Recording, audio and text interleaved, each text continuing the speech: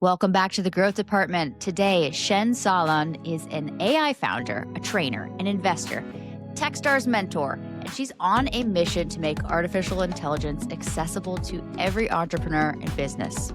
As the founder of Launch Lemonade and Scale That Thing, she's helping organizations build custom AI agents and integrate AI strategically so they can scale faster without technical barriers.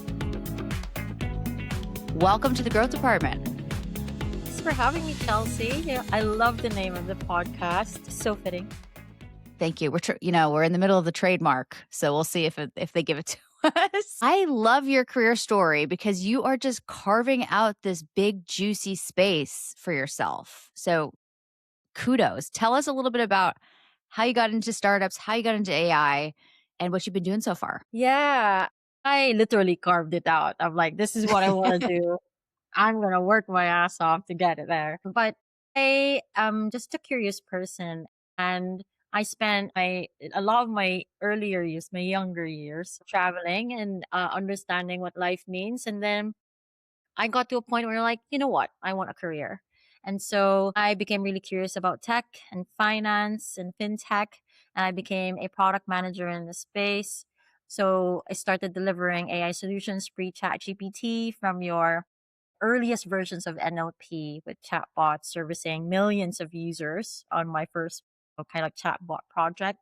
And then after that, I delivered unsexy models like credit, fraud, identity, but really cool projects, like really understanding how you can use data, not just to improve customer experience or not just to improve business decisions, but, like making those cool decisioning and triaging to help businesses. And then when ChatGPT and Hugging Face came out, I was like, oh my gosh, I know I no longer need a big budget or a big team to deploy something meaningful. And so I started Launch Lemonade and then my consultancy as well. And I initially bootstrapped it with zero budget. And we reached 150 countries, 7,000 users without being funded. And then we closed our pre-seed round in December. And here we are. We'll put your socials and we'll talk about your socials a little bit later, but you have this like day 3 of spending the money. It's awesome. Yeah, no one's done that. So I was like, let me tell people how I spend my money.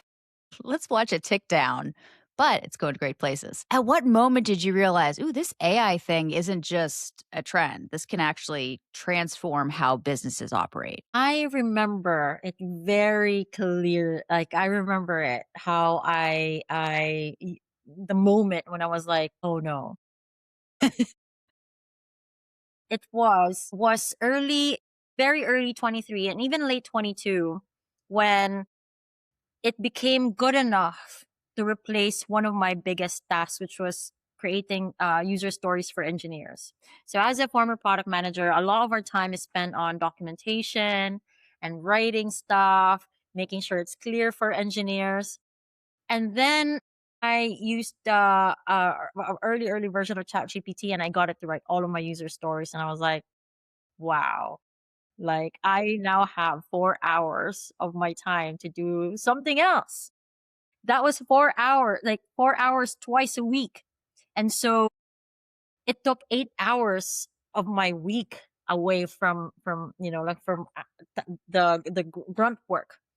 And then I took on a side gig as an advisor for a Dubai company, for a company in UAE. And I was already a Techstars mentor. I was already advising startups, but I took on this paid gig that paid me £400 or about $500 to do 30-minute calls with a founder. And all I was using was taking down notes and then transforming those notes into a blueprint and a strategy using ChatGPT. And again, this was early 20. I want to say, was it 23? Early 23. And then my mind was like, oh my gosh, people are paying me for this thing. And it was a lot of my frameworks, but it was so easy. Like after 5 minutes after a call, I transformed all of my notes and my transcripts and put it into a strategy doc, sent it to the client, and I got paid. And those were my earliest kind of like use cases that was like blew my mind. And I was like, this is going to change everything. So you saw a uh-oh, but then, ooh, money signs. So instead of, uh-oh, I'm gonna lose my job, it's how do I turn this into something that can be even better? Yeah, and I did it right away. Very quickly, 2 years ago, 3 years ago at this point. Oh my gosh. You've quoted some crazy stats before of how low the number of small businesses are who are even dabbling with AI yet.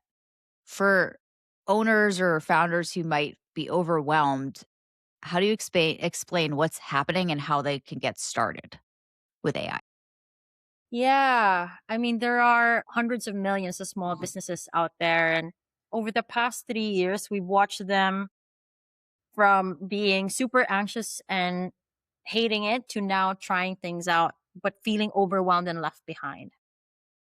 Now, what has happened in the past 3 years is that AI has been hyped so much that when a small business, non technical business tries it out and it doesn't deliver, they then they were like, nope, not for me. It doesn't work as well as it could. And so they stopped their learning entirely. And a lot of people were in that phase of like, I'm going to wait till it's amazing. But what happened was now that it is in that point where I could even myself say that it is amazing, everyone who was in that bucket who stopped trying, stopped experimenting, were like, I don't know anything, I'm overwhelmed, I don't know where to start. And that's a normal thing. We expect that frustration. It's normal to feel that way because it's gotten to a point where it's amazing and there's a lot of gap in our understanding. But one thing that is worth understanding as well and learning is that 99% of the world is on the same level as you.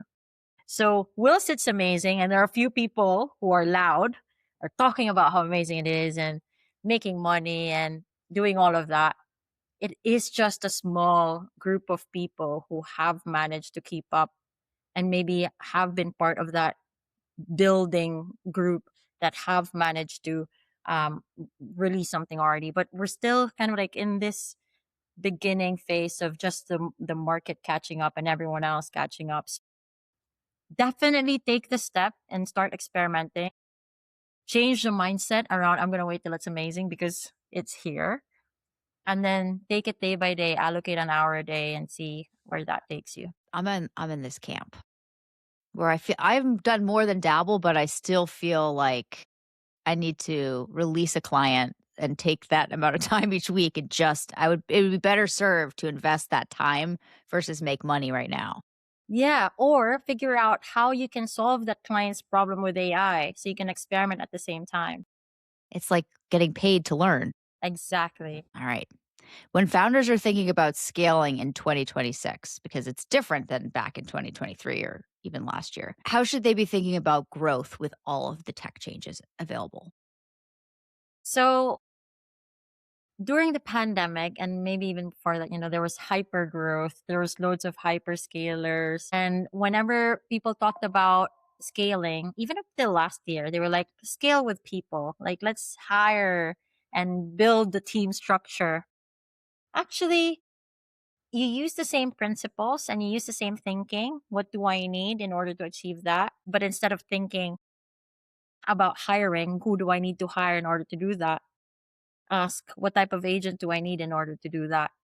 So scaling now becomes thinking about scaling from an AI agent perspective and be able to scale from a capabilities perspective, from a capacity perspective with AI agents.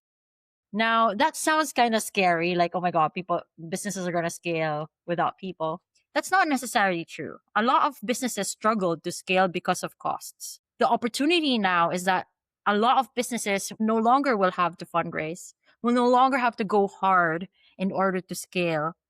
They can just build AI agents instead. You've mentioned Launch Lemonade. It's like the Canva for agents. Will you explain what Launch Lemonade does and who it helps? Yes. So Launch Lemonade is a platform where people can get and build their own AI agents.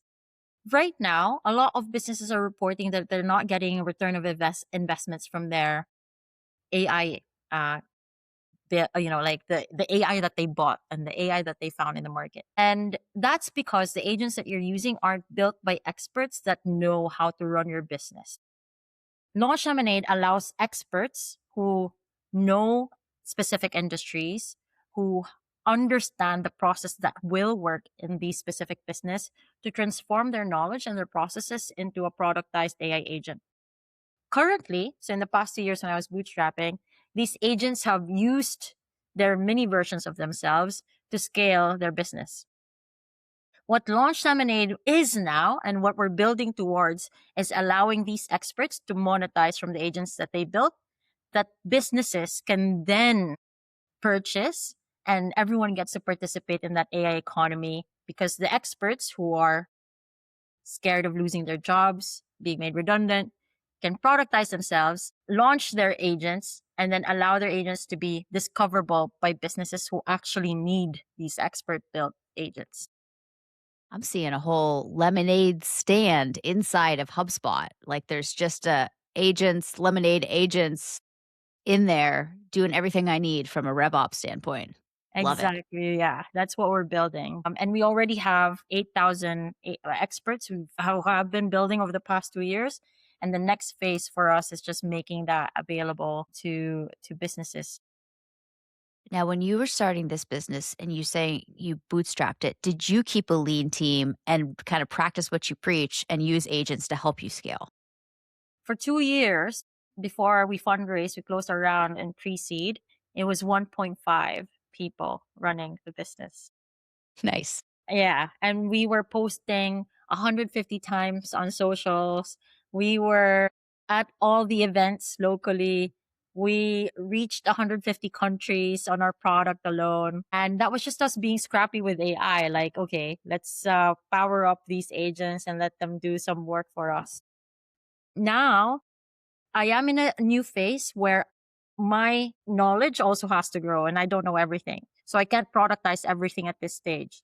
I need experts to be able to help me grow my understanding, help the business grow from an expert perspective. And then we productize that. And then we also scale that as well. So we've grown a little bit. That's super cool. This month, we're focusing on scaling without headcount, and that's kind of a great case study for it. When an owner or founder is thinking, okay, I could add a human here, or I could add an AI agent, what advice do you give to separate which they should do? So if you have the budget, definitely hire a human who knows better than you, who knows how to build AI agents that will know how to multiply themselves with agents that can help your business. That's Mm. how we're going about it. So if I'm a business owner and I want to scale and I have budget, I like my current revenue, or if I'm fundraised, I have budget to hire a human who knows better than me and who knows how to build AI agents. That's what I would do so that I scale not just the team, but our capabilities and our understanding of how to multiply with agents. So anyone who's listening who isn't a founder, go learn how to build agents, and then you're a double threat. Cool. Exactly. There are some risks and some real concerns with AI. Political fires all over the world. We're seeing that right now. Environmental impact, the societal impact of people not having work. How do you balance the excitement that you have for the future of AI with these concerns that are real? First, with the mission. The mission has always been to make sure that everyone gets to participate and take equity from this whole technology. So since day one, we have allowed our builders to monetize what they build. And all of our investments now is towards building this marketplace where people who are building AI agents can monetize. That's the biggest thing. And my tagline has always been no one gets left behind. Because that is the biggest risk that I'm seeing is that we allow all of these like conglomerates and like these heavily funded giants to own the space and monetize from enterprises, monetize from consumers without equipping them the ability to monetize and take equity. The biggest risk for me is not having livelihoods, right? So everything that I do, I center it around that vision and that understanding. And then when it comes to the environment, which is just as important, I always weigh kind of like, and my message has always been really understand what you're trying to achieve and then decide how you're going to achieve it. And if AI can help you do that, great.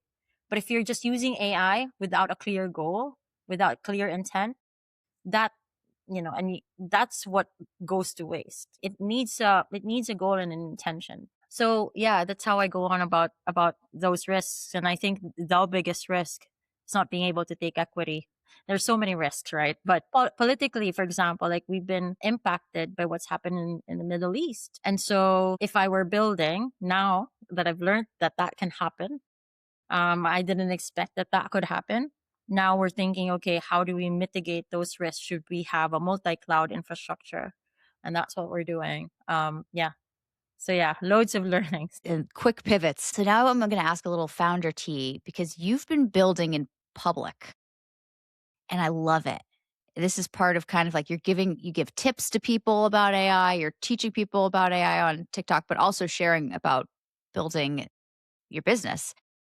What's it been like building in public? It has been a lot of fun. You learn from the public as well. And it's the cheapest way to get customers. You're using, I mean, I've been very strategic.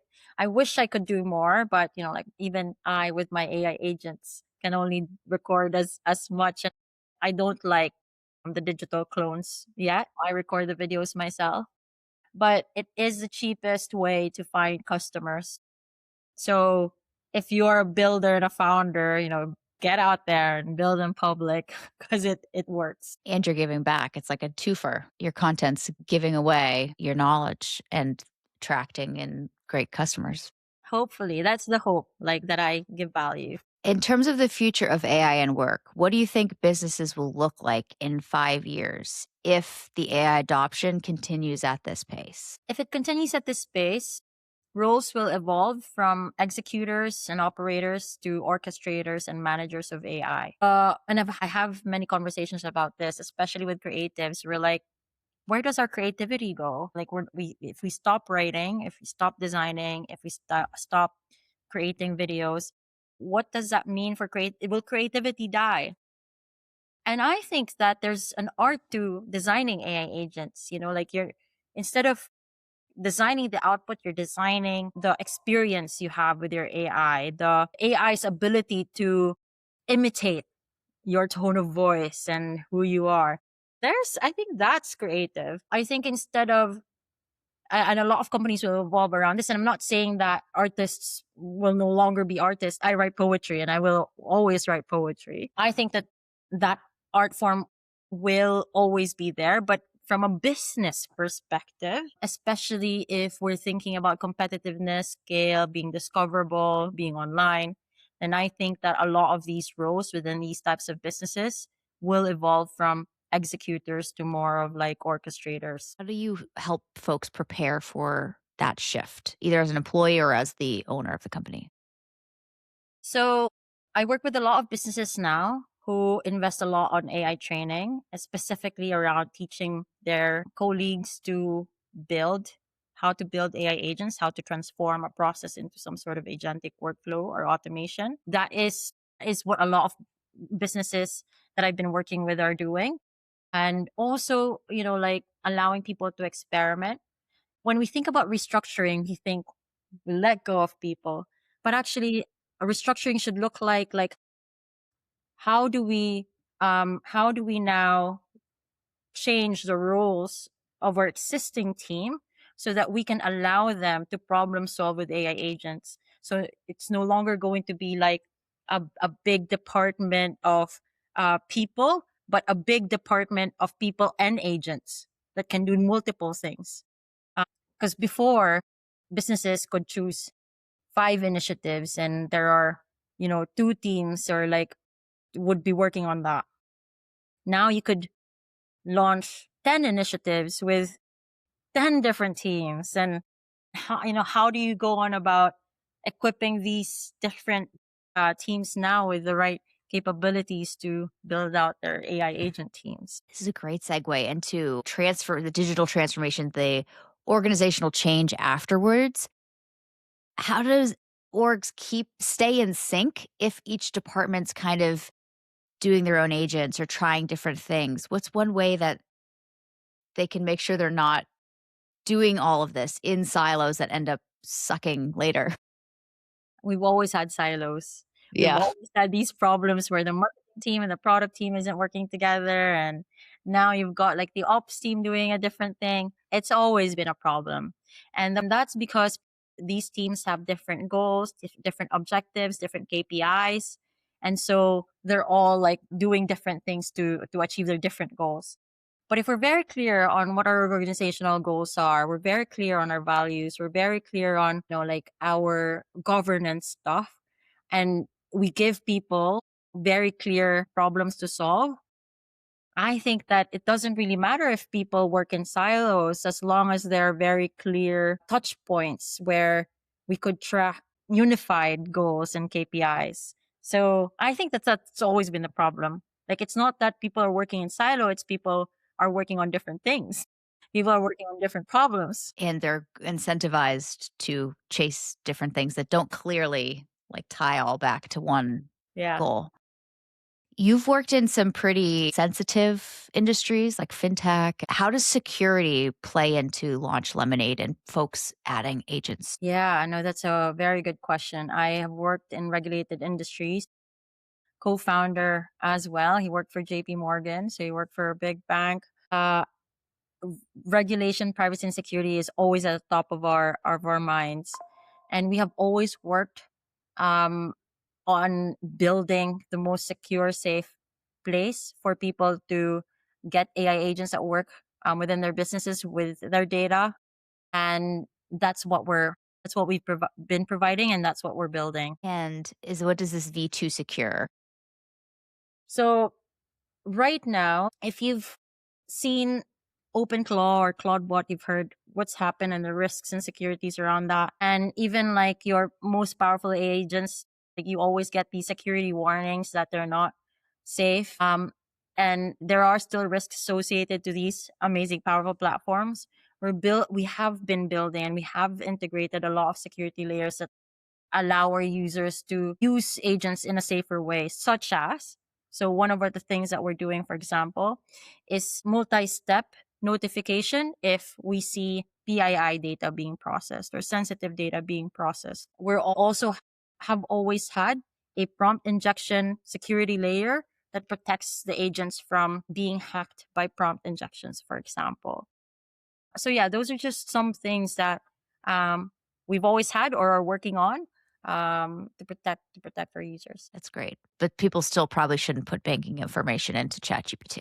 True, exactly, exactly. That's why people will, and that's why we think that like fine, let's add even like these layers to better protect these users.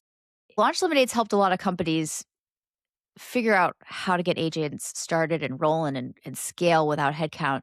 Do you have any stories that you love of these companies? Yeah, one of my favorite stories is there's this professor in Texas. His name's Jason. I'm sure he'll be fine with me mentioning him. But he came to us as just a professor, but really curious about AI. And now he runs his own consulting firm. He builds for schools. He teaches schools about AI. And yeah, he's just gone away and kind of like built his business after starting with us almost a year and a half ago. And I love that story. And we also have users who started with us from early, like early 24, late 23. And they now are AI thought leaders and speakers in their own industries, which I think are amazing. How do you keep up? Where do you go to learn as you keep learning more and more about AI? I actually doom scroll. I'm not gonna lie. Like I will have my kind of like doom scrolling because I think TikTok, if you got the right algorithm, you're gonna see a lot of AI content that is actually quite cool. But I also do, like I also read. I love reading. I read a lot of AI books, and I'm on the podcast. Like I just consume everything that I can around my work.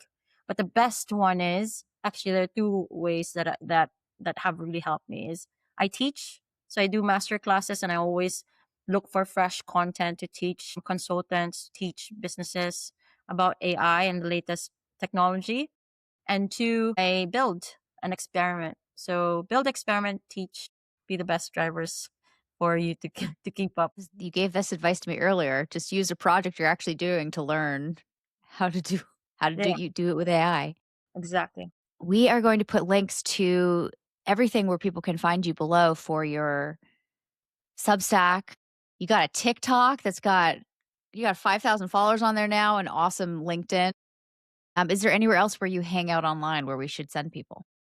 Yes. So I am actually part of a school community. I don't know if you know Sabrina Ramanov, but she has a school community. So if you're a female in the AI space, message me on LinkedIn, and I'll give you the link to Sabrina's community. I'm also on all of the social media channels, but I've got a couple of Substacks. So if you follow me at Human and the Machine, you'll find my other Substack. And I also have a podcast called Human and the Machine. Excellent. And we ask folks the same question at the end every time. What's one book, podcast, or even TV show that you're loving these days? It's funny because up until the most recent Christmas, all I've read is nonfiction, AI, or business. But then since Christmas, I've read 5 fiction.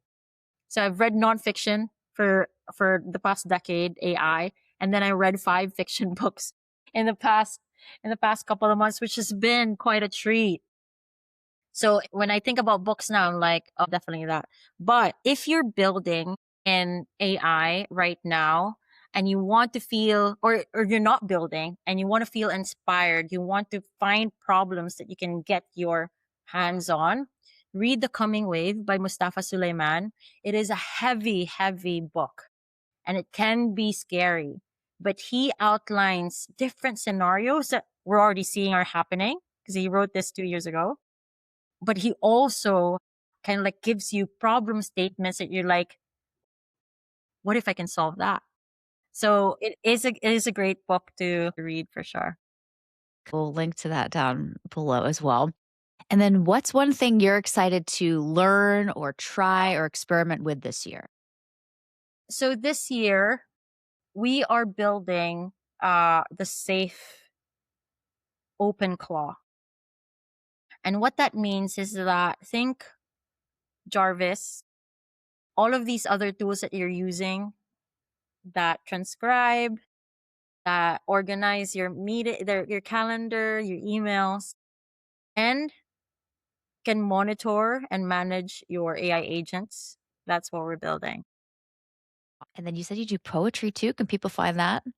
Or is that something You at might home? find me on YouTube doing open mic, but like a really old video, but not an, I hope not is the answer. Your diary's been leaked. Yeah, I hope you don't find me. That's fun though. It's nice to have a creative way to express yourself that isn't always work related. For sure. Yeah. It's you need those human things like Mhm. um and poetry is a good outlet for sure. If you could leave us with a nugget of hope for the future of work, what would you say? I think that the biggest unlock for me since AI came out is that I have spoken to so many more people and I've met so many more people because I've been able to free up my time. Mhm. So connecting actually has been the biggest upside to this technology and taking stuff off my plate. I have been in rooms where I could, like, I would have never imagined I'd be in this room or in this stage or having lunch with this amazing person. And that is what you can do. Like we have been trained and we learn to do busy work, Mhm. but we haven't really learned how to connect and build relationships, like outside of our little homes and friendship units.